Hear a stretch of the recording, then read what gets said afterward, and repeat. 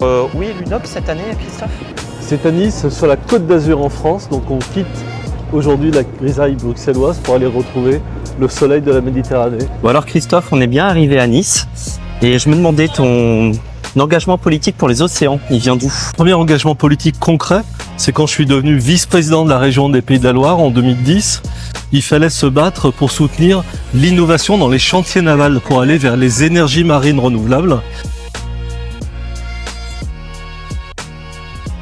In the future budget, you will have, if nothing changes, 20 or 40 budget less for each public policy. So every NGO, every actor should fight now for own resources at European level for a better budget.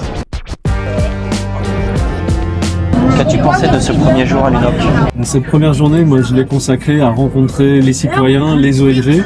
Ce qui me frappe, c'est la formidable vitalité de toutes ces ONG qui se battent pour la santé des océans, qui se battent pour l'avenir de notre environnement et notre santé. Est-ce que cette journée te donne espoir? Quand je vois la dynamique des citoyens, des ONG, j'ai toujours espoir. Quand je vois la lenteur des process politiques, mon espoir faiblit un peu. Mais heureusement qu'on peut, politiques et citoyens, travailler ensemble. C'est ça qui donne de l'espoir dans la politique.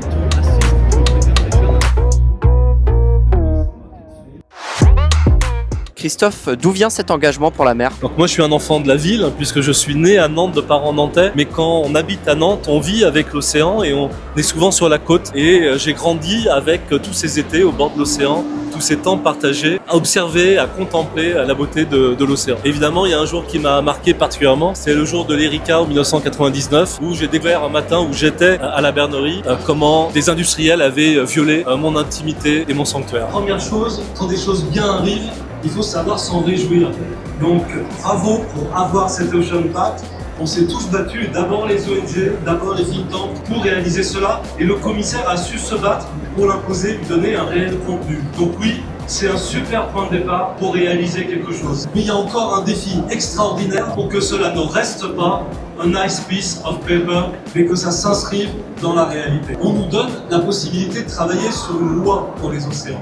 Une loi, ça veut dire que tout est ouvert, qu'on peut poursuivre la discussion, discuter ensemble de qu'est-ce qu'il faut améliorer dans la loi existante, changer radicalement la gouvernance des océans, parce que nous avons besoin d'une autre méthode et d'autres instruments pour réussir là où depuis 20 ans nous avons échoué.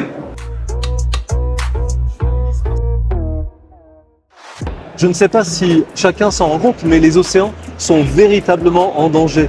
Nous avons perdu en quelques années 50% de la biodiversité marine. Et face au changement climatique, face aux pollutions, il y a deux stratégies, deux comportements possibles. Il y en a qui vont prendre l'issue de secours, qui vont pas vouloir réfléchir, agir face à tout ça, qui vont simplement vivre heureux en attendant la fin, en assistant passif au déclin des océans, du climat, de la biodiversité. Et il y a ceux qui vont au contraire agir, rentrer dans le match, faire des propositions, changer leur comportement, changer leur politique. Donc c'est pas le moment de prendre l'issue de secours, il faut être au cœur du match et il faut se battre.